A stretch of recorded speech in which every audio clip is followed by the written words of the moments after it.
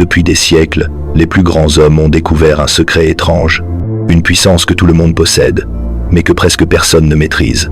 L'énergie sexuelle.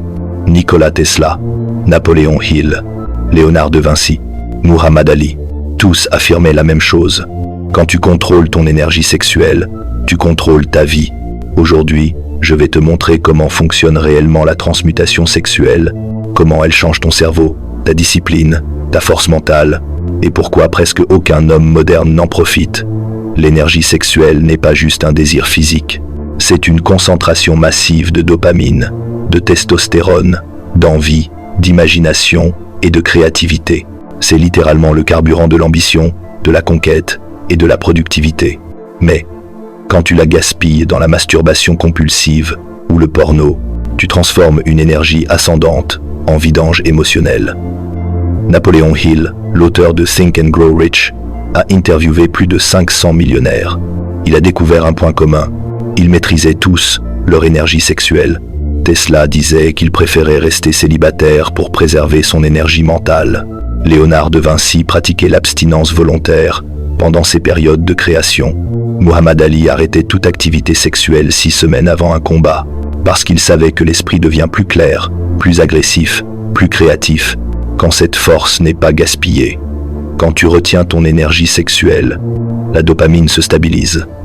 La testostérone augmentant, tes récepteurs dopaminergiques se réinitialisent.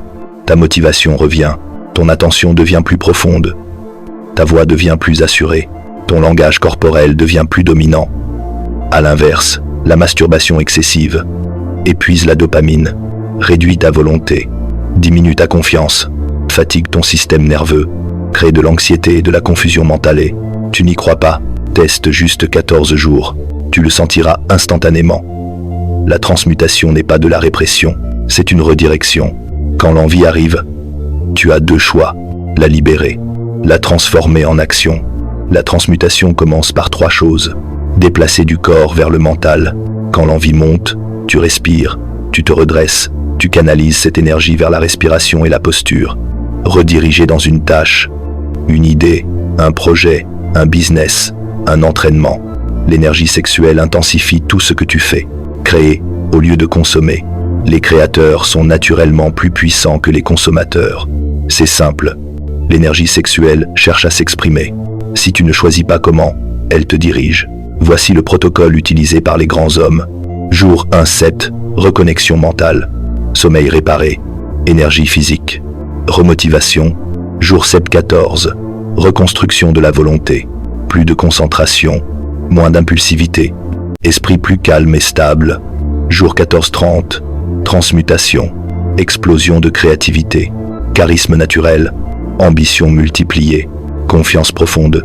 C'est à ce moment-là que la libido accumulée devient une véritable force mentale.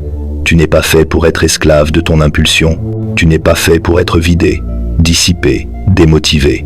Tu es fait pour diriger cette énergie, pour la transformer en puissance, pour devenir la version de toi qui crée, et non celle qui s'épuise. La transmutation de l'énergie sexuelle n'est pas une mode. C'est une discipline ancestrale, un avantage secret, et une arme mentale que presque personne n'utilise aujourd'hui.